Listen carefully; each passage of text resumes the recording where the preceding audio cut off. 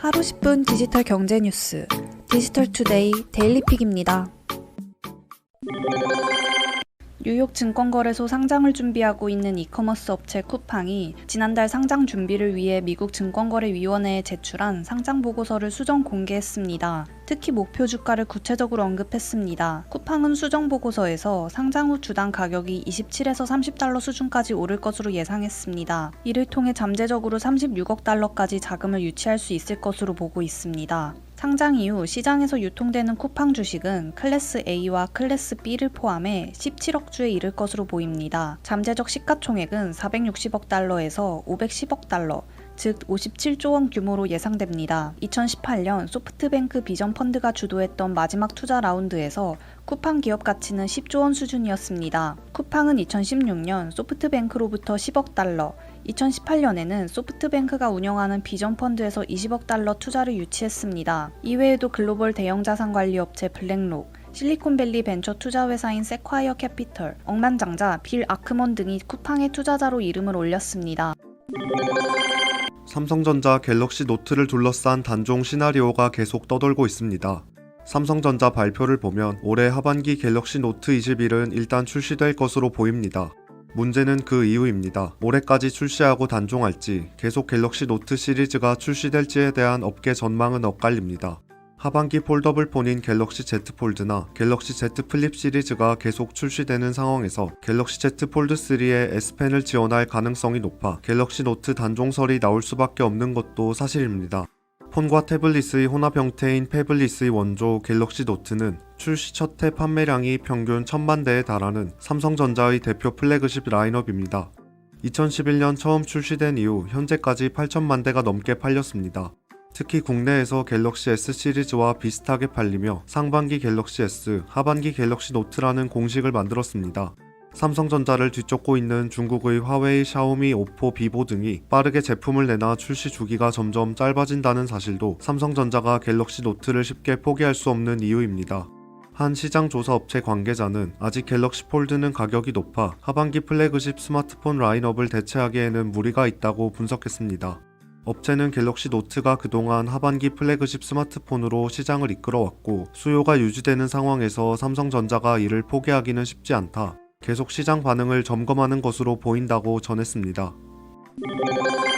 SK텔레콤은 순천향대학교 신입생 입학식을 자사 점프 VR 플랫폼을 활용해 메타버스 공간에서 연다고 밝혔습니다. 메타버스란 현실 세계를 뜻하는 유니버스와 가상, 추상을 뜻하는 메타의 합성어로 현실과 가상의 경계가 사라진 3차원 가상세계를 말합니다. 이용자는 아바타를 활용해 가상세계에 참여하는 등 기존의 단순 가상현실보다 한 단계 진보한 개념으로 주목받고 있습니다. 이번 행사는 코로나19 확산으로 입학식이 간소하게 열리는 등 대학 환경이 변하는 상황에서 학생들이 메타버스 대학 공간에서 소통할 수 있도록 마련됐습니다. 순천향대 신입생들은 3차원 가상 공간에서 입학식에 참석해 아바타로 학교 구성원들과 인사를 나눌 수 있습니다. SKT와 순천향대는 본교 대운동장을 실제와 흡사한 메타버스 지도로 구현했습니다. SKT는 약 2,500명의 신입생이 모두 참여할 수 있도록 150여 개 커뮤니티방을 개설했습니다. 이번에 개설된 커뮤니티방들은 향후 강의 목적이나 학생 간 친목 도모, 동아리 활동 등으로 쓰일 수 있습니다. 순천향대는 이번 행사를 시작으로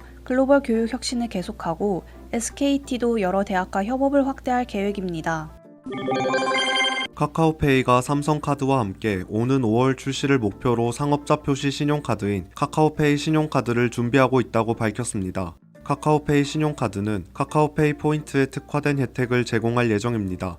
카카오페이 포인트는 카카오페이 이용 시 적립되는 포인트로 온라인에서 결제할 때 현금 대신 사용할 수 있습니다.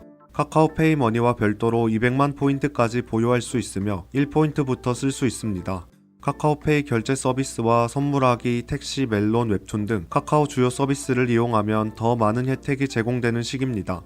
양사는 전략적 제휴를 맺고 지난해부터 상업자 표시 신용카드를 준비해왔습니다. 현재 사용자 혜택과 디자인, 프로모션 등 개발부터 가입 유치, 이용 활성화 등 전 과정에서 협력을 추진하고 있다는 설명입니다.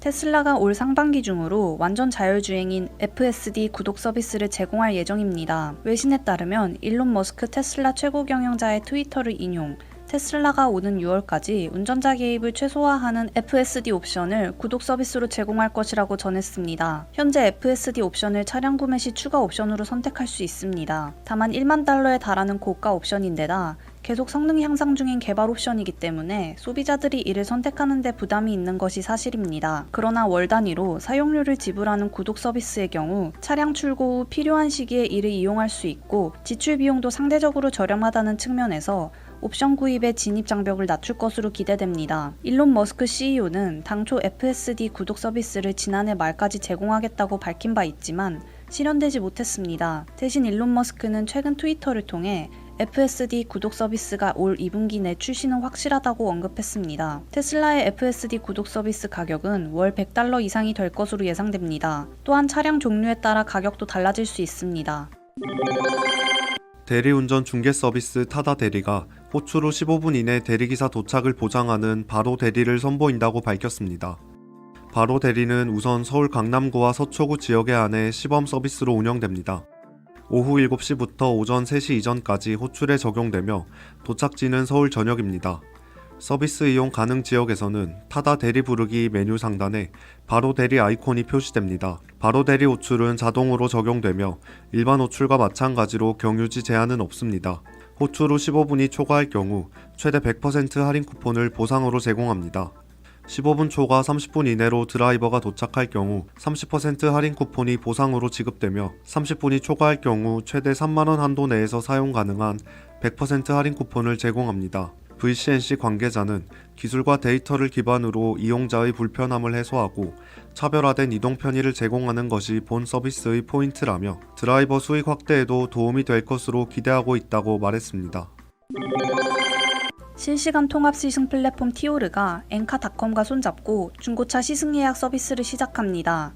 티오르가 새롭게 선보이는 중고차 시승 예약 서비스는 중고차 거래 플랫폼 엔카닷컴과의 연계를 통해 등록된 중고차 매물 중 고객이 시승 가능한 차량과 정보를 확인할 수 있습니다. 소비자가 관심 모델을 선택하면 이용료 간편 결제는 물론 차량 구매에 앞서 성능과 상태를 직접 테스트할 수 있습니다. 서비스 이용 금액은 1회당 9,900원입니다. 중고차 구매를 희망하는 고객들은 중고차 시승 시 별도의 자동차 보험 가입 절차 없이 편리하게 보험 적용을 받을 수 있습니다. 또한 구매 전 시승을 통해 관심 차량의 상태와 성능을 직접 점검함으로써 구매 후 발생할 수 있는 문제를 사전에 방지할 수 있습니다. 엔카닷컴은 온라인과 모바일 방문자 수가 1일 75만 명을 넘어서는 국내 최대 규모의 자동차 거래 플랫폼으로 연간 약 100만 대의 중고차가 등록되어 있습니다. 코로나19 백신 접종이 지난달 26일부터 시작되면서 올해 한국 경제 성장률을 결정지을 핵심 변수로 부상했습니다. 빠르게 백신을 확보 접종할 경우 경제의 활력소가 될 수 있지만 반대로 백신 접종이 지연될 경우 하반기 경제 위험 요인이 될 수 있다는 지적입니다. 한국은행은 지난달 말 공개한 2021년 2월 경제 전망 보고서에서 백신을 우선 접종했던 선진국들의 경우 올해 2분기를 지나면서 경기 회복 속도가 빨라질 것이라고 전망했습니다. 소비가 늘고 집단 면역 형성에 대한 기대감으로 투자도 개선될 것이라는 관측입니다. 하나금융경영연구소는 올해 한국 경제 성장률을 2.7%로 예측했는데 백신 및 치료제 개발이 진전을 보일 경우 3.6%까지 성장도 가능하다고 지적했습니다. 반면 코로나19 변이 바이러스 전파 등으로 문제가 생길 경우 0.2% 성장에 머물 것이라고 밝혔습니다. 보건복지부는 오는 9월까지 전 국민의 70%를 대상으로 코로나19 백신을 접종하고 11월까지 집단 면역을 형성하는 방안을 고려하고 있습니다.